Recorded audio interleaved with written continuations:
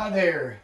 It is 3:15:24. We're going to continue our study, but we're starting a new study today in Exodus. We're going to be doing chapters 1 through 4. That's about Moses.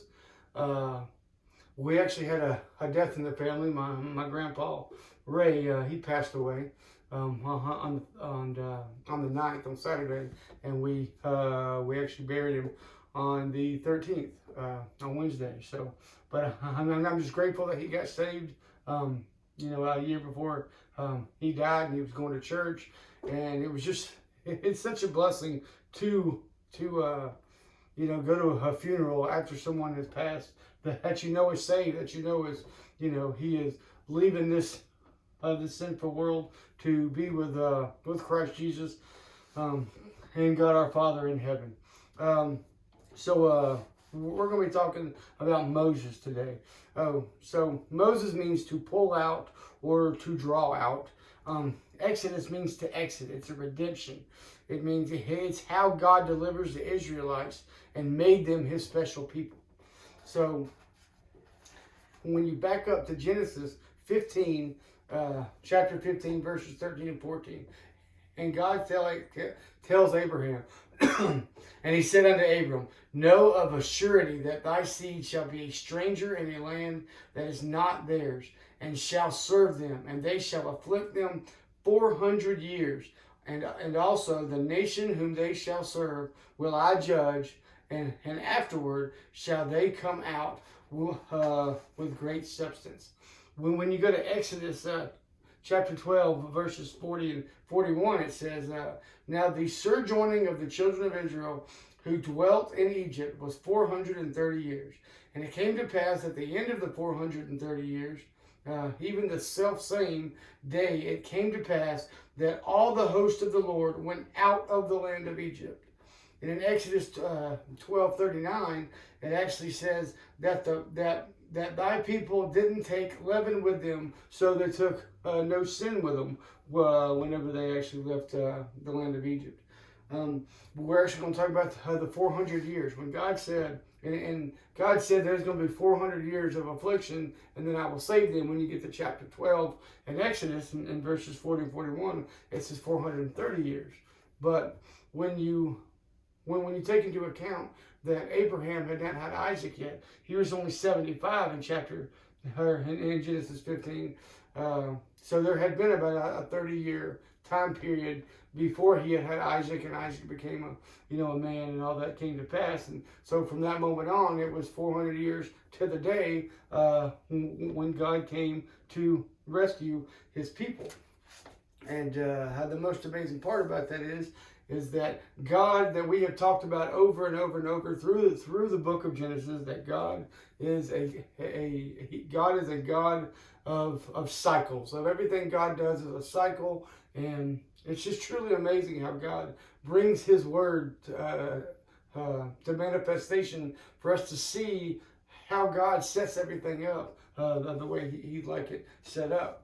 In Daniel 2, 26 to 45, it talks about the statue in Daniel that we've talked about before, and we'll talk about much more later. But God gives Daniel to give Nebuchadnezzar a prophecy that's coming to pass about there's going to be 5 kingdoms. He talks about in chapter 2, verses 26 to 45 in Daniel, how this statue is going to be 5 kingdoms. The first kingdom is the Babylonians, which were present. That was the head of this statue. The chest and the arms of silver were Medo and Persia, being the 2 arms. The belly and the thighs of bronze, that was actually of Greece. And the legs of iron and feet mixed with iron and clay is a divided kingdom in Rome. And the fifth kingdom is that stone that comes and breaks the feet of this statue, and that is the everlasting kingdom of God. All throughout the book of Daniel, it just talks about the prophecies of what is coming, who to look for, and what to look for. And John the Baptist, because that's, like I said, God sets everything up just really, really important, so that you know that there's no discrepancy, and knowing that when you read the Bible, that it is God showing you this because he said it would come to pass. And In Matthew 3:3 and Mark 1:3 and Luke 3:4, it talks about John the Baptist. But when you back up to Isaiah 40, verse 3, God says that the voice of him that crieth in the wilderness, prepare ye the way of the Lord, make straight in the desert a highway for our God.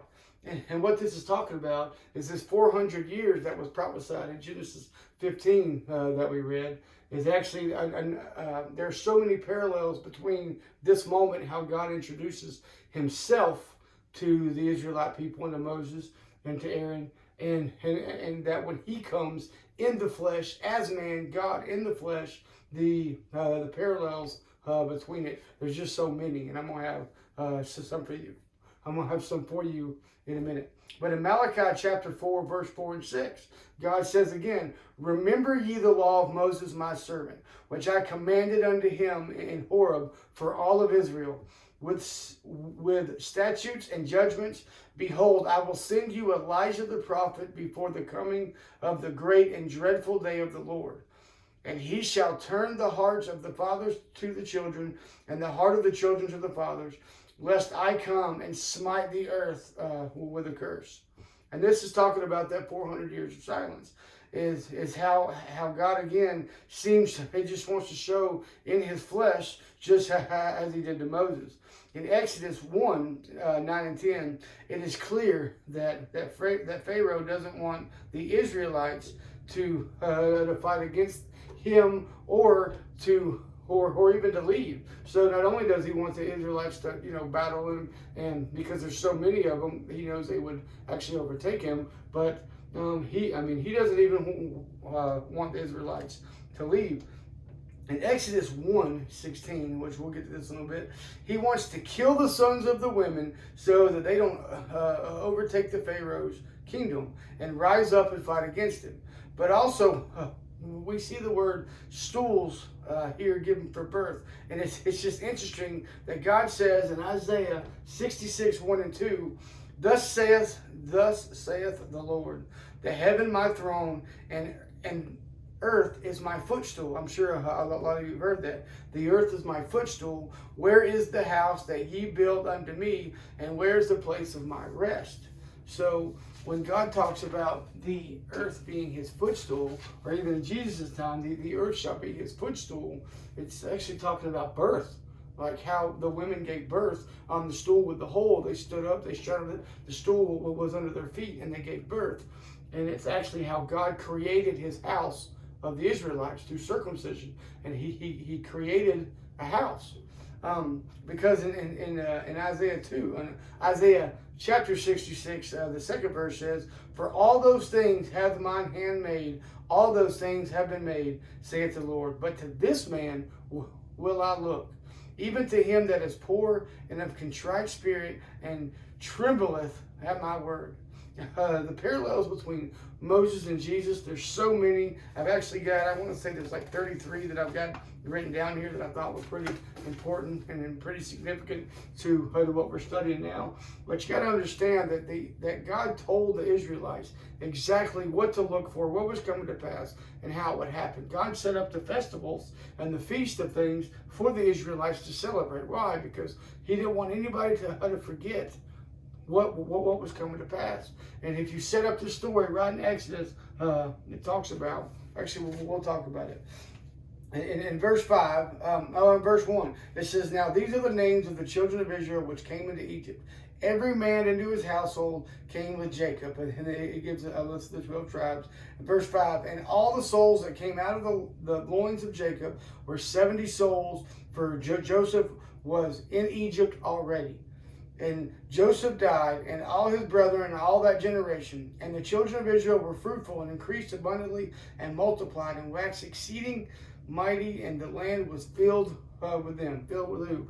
Filled with all these Israelites. There were 70 men that came in to before Joseph died. And after Joseph died, 400 years later, Israel is growing like weeds. It says over 600,000 men. So over men, women, and children. There would have been, like 1.5, 1.7 million people of the Israelite men, women, and children. And now there arose up a new king over Egypt, which knew not Joseph. And he said unto his people, Behold, the people of the children of Israel are more and mightier than we. Come on, let us deal wisely with them, lest they multiply. And it come to pass that when there falleth out any war, they join also unto our enemies and fight against us, and so get them out of our land. So he doesn't want them to rise up and fight against them. He doesn't want them to leave. Therefore, they did set over them taskmasters to afflict them with their burdens, and they built for Pharaoh treasure cities, Pithom and Ramesses. But the more they afflicted them, the more they multiplied and grew. And they were grieved because of the children of Israel. And the Egyptians made the children of Israel to serve with them rigor. And they made their lives bitter with hard bondage and mortar and brick and in all manner of service in the field. All their service wherein they made them serve was with the rigor. And the king of Egypt spake to the Hebrew midwives, of which the name of the one was Shiphrah, and the name of the other was Puah. And he said, When ye do the office of a midwife to the Hebrew women, and see them upon the stools, if it be a son, then ye shall kill him. But if it be a daughter, then she shall live.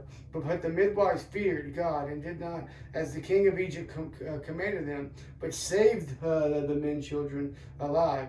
And the king of Egypt called for the midwives, and said unto them, Why have ye done this thing, and have saved the men children alive? And the midwife said unto Pharaoh, Because the Hebrew women are not as the Egyptian women, for they are lively, and are delivered the midwives come in unto them. Therefore God dealt well with the midwives, and the people multiplied and waxed very mighty. And it came to pass, because the midwives feared God, that he made them houses. And Pharaoh charged all his people, saying, Every son that is born ye shall cast into the river, and every daughter ye shall save alive. So, I mean, there's probably 30 prophecies about, if you've ever read Matthew, Mark, Luke, and John, it talks about Jesus, God coming to earth, and him being born in the manger of all the things that came to pass for him to come. Why? It was set up because God, he does these cycles of things and prophecies and things that have been is what shall be. Things that God are trying to show you it's already happened in the past, as it will happen in the future. But the parallels between Moses and Jesus, and this is just like I said, a couple, like 33 of them. As babies, both were supposed to be murdered as babies. Both of them were supposed to be killed, but Moses fled out of Egypt, and Jesus fled to Egypt.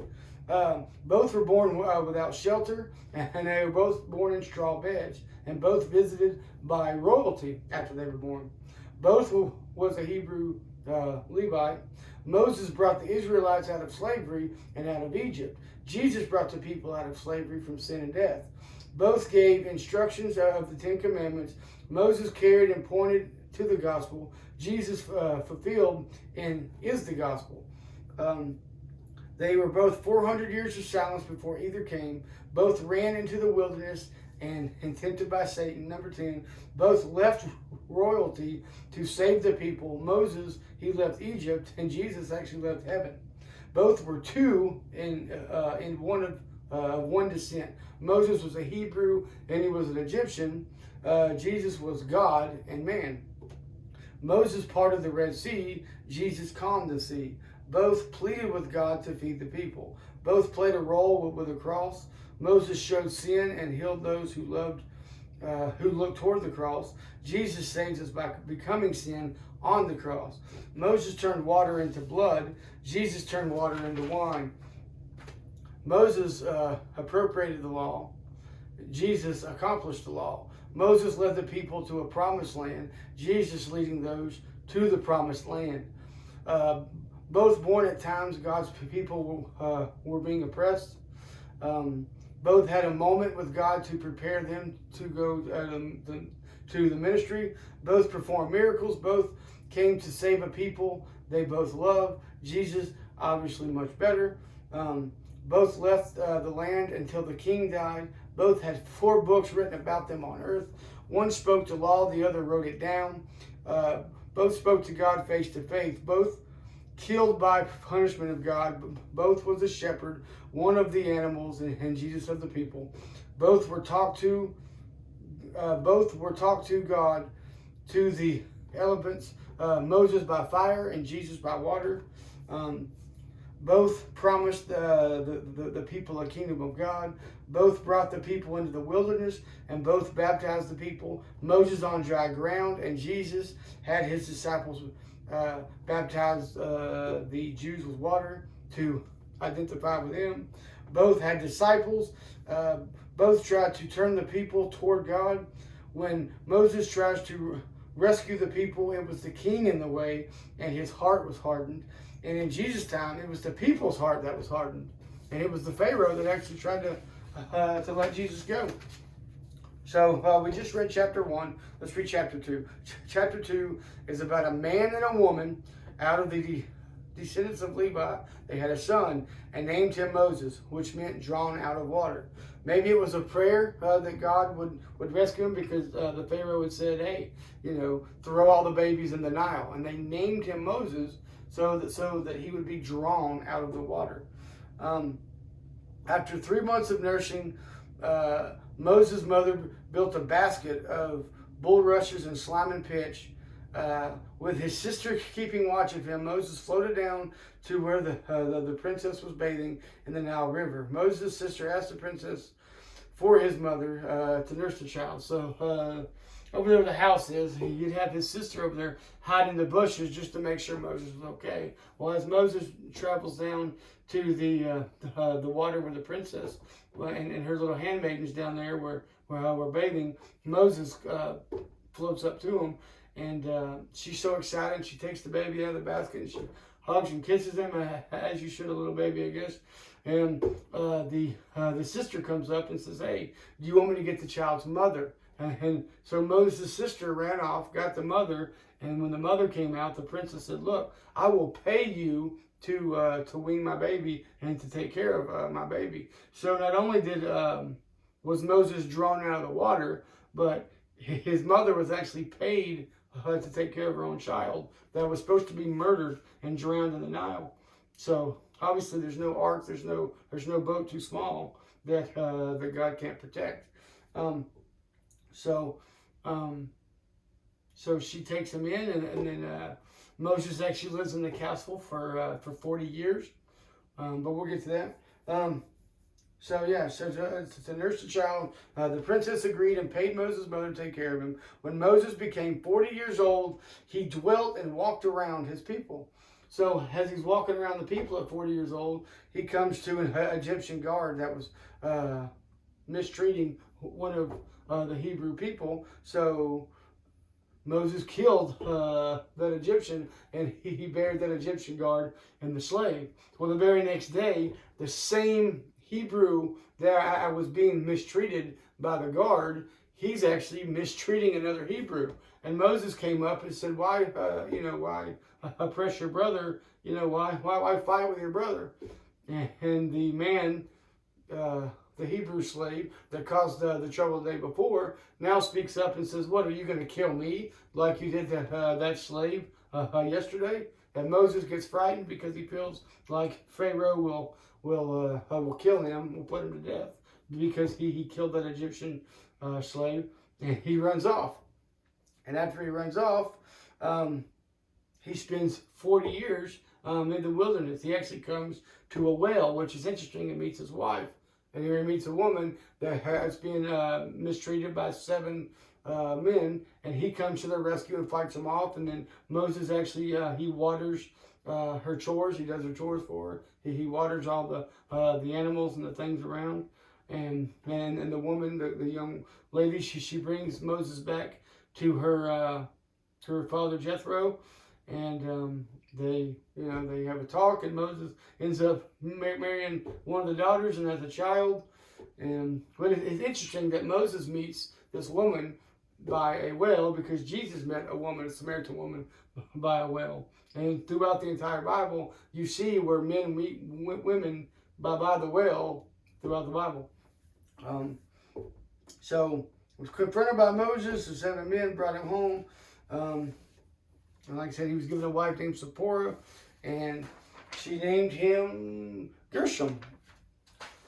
In chapter 3, Moses, he keeps the flock of his father-in-law, and his father-in-law is actually the priest of Midian.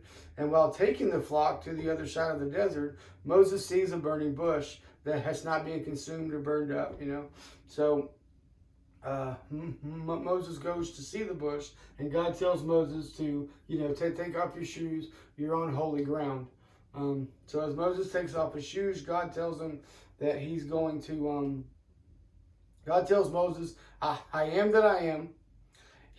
I have heard the cries of my people, and I will deliver my people out of the hands of the Egyptians, and will send the people to a land flowing with milk and honey, and the place of the Canaanites, the Hittites, the Amorites, the Perizzites, the Hivites, and the Jebusites, and will be their God and deliver them. Well, those ites means it's just men of descendants thereof. So they are the Jebusites, they're the Jebus, but Sites means they're descendants of the Jebusites from the very beginning. And also the people will not go empty-handed. And also God says he will do all his mighty wonders against the Egyptians, and he will let thy people go. So when you get to Exodus chapter 4, God turns Moses' staff into a snake to show him that he is the one true God. He puts his hand in his cloak, and it comes out, and it's leprous. It's all white as snow, and he puts it back in his cloak, and it comes back out, and now it's ready to go. It's better. It's healed. So God tells Moses, when you get in there, once you pour water from the Nile River on the ground, I will turn it into blood, which is amazing because God told Cain, your brother's blood cries out to me from the ground, and all these babies were thrown in the Nile River. So when Moses pours water out from the Nile River on the ground, the blood will actually be shown of what the Pharaoh did. So God also tells Moses, since you complain of the hardness of speech, you can't speak well, and your slow tongue, that God will be his mouth, and he will send his older brother Aaron, and he will speak and tell them what to do. So Moses, he went to Jethro, and he said, look, I got to go. Please let me go back to my people to see if they're still alive. So Jethro says, go in peace. So the Lord told Moses all the wonders that he was going to do, and go tell Pharaoh, Israel, my son, my firstborn, the Lord was out to kill Moses' firstborn. His wife, so let's see, I think it was Exodus 4, verse 27 through 31 says, actually we'll go back up to 22. And thou shalt say unto Pharaoh, thus saith the Lord, Israel is my son, even my firstborn. God calls Israel his firstborn son. Why is that significant? Because we are adopted in the body of Christ when you believe in the death, burial, and resurrection of Jesus Christ. We call that the gospel. But when you believe in the death, burial, and resurrection of Jesus Christ, we are adopted into the body of Christ and saved for eternity. Well, God says that Israel is my firstborn son, and you must let them go. But this is the time where God basically adopts them in the wilderness for his people. And thou shalt say, and I shall say unto thee, let my son go, that he may serve me. And if thou refuse to let him go, behold, I will slay thy son, even thy firstborn. And it came to pass by the way of Moses and his wife and his son was heading back to Egypt with Aaron, that the Lord sought out to kill his son. So when you get to verse 24, and it came to pass by the way in the end that the Lord met him and sought to kill him. Then Zipporah, which is Moses' wife, took a sharp stone and cut off the foreskin of her son and cast it at the feet and said, surely a bloody husband art thou to me. So he let him go. Then she said, a bloody husband thou art because of the circumcision. And the Lord said to Aaron, go into the wilderness to meet Moses. And he went and met him in the mount of God and kissed him. And Moses told Aaron all the words of the Lord who had sent him, and all the signs which he had commanded him to do. And Moses and Aaron went and gathered together all the elders of the children of Israel. And Aaron spake all the words with the Lord. So Moses and Aaron go into the land, into Egypt, go down to the land where all the people are being enslaved. And Moses and Aaron, that they hold a meeting with the people, and did the signs in the side of the people. So he turned his staff into a snake. He took a cup of water, he poured it on the ground to show them the blood, because that's what God told him to do, to show that these miraculous signs were given to him by God, the Father, the God of Abraham, Isaac, and Jacob, so that they would believe him. And the people believed, it says in verse 31. And when they heard that the Lord had visited the children of Israel, and that he had looked upon their affliction, then they bowed their heads and worshipped. So that's verse 5. So it's important to understand that the same way that God shows the Israelite people here in the first 4 chapters of Exodus, is the same way that he shows himself again when he comes to earth as Jesus Christ in the flesh. And like I said, that was only 33 parallels of what's going on with that. There's so many. But that was just really 4 chapters of it. But there's just a lot of different parallels between Moses and God being the Israelites' God. He even calls them my son. He calls Jesus my son. So that's why that the Israelite people, when Jesus came, that's why in the beginning so many did believe in him, because they had been waiting. When it says 400 years of silence, that 400 years of silence that you'll read about in Malachi 4, verses 4 and 6, and in Genesis 15, that 400 years of silence is where you don't hear anything from God. There's no prophets. There's no word from God at all whatsoever. So when Jesus comes, they have been waiting on this moment. And since they actually celebrate the feast and all the things of the Bible from this very beginning, from Abraham's time, from Moses' time, they will never, ever forget that, God is the Father of Abraham, Isaac, and Jacob. And then they know, and they're waiting for all that to come to pass. That's why it's important to talk about that the apostles asked Jesus Christ, when's the kingdom coming? The kingdom, where's the kingdom? Well, it's important because God made that promise to Abraham. So with them asking God, or Jesus Christ, when's the kingdom coming? Are you going to bring the kingdom? We're being oppressed by these Romans. How are you going to bring the kingdom? The kingdom. It is the Bible telling you that them apostles know that is the same Jesus Christ that was prophesied about the seed from the very beginning, and the same God. They know it's God in the flesh because he promised that to Abraham in the beginning. So yeah, when you see Abraham run out, he comes back, and now it's him and his brother against all these Egyptians. But mainly it's God versus Pharaoh. Who's going to win? So actually we'll come up. Our next video will be pretty interesting when I talk about the 10 plagues and, why it's actually significant. That'll be kind of cool. So that was just the first 4 chapters. I wanted to give you an overview of just of how it begins here in Exodus, is exactly how it begins in Matthew, Mark, Luke, and John, and how Jesus comes, and how the parallels between Jesus Christ and Moses are just so close together, so that they would know that's God. That is God. How do we know that? Because when we look back in Exodus, we see everything that God did here, that God did here, and now we see, that God's finger and his hand is here, over here in Matthew, Mark, Luke, and John. So, but that's why the Bible is important to read it and understand it. Because if you go to Matthew, Mark, Luke, and John, and you want to find out who this Jesus character is, you have to go back to Abraham. You have to go back to Moses. You have to go back in the Bible to find out, what it is you're looking at. So, anyway, that was Exodus. That was chapters 1 through 4. It is 3:15:24. That's all I had. I wanted to break these two videos up so that we could talk about Moses and the 400 years, and then we could talk about the plagues that are going to come to Pharaoh and the Egyptians. So I appreciate you being here. Appreciate you watching. I'm sure it wasn't too long. Thank you. I love you. Bye.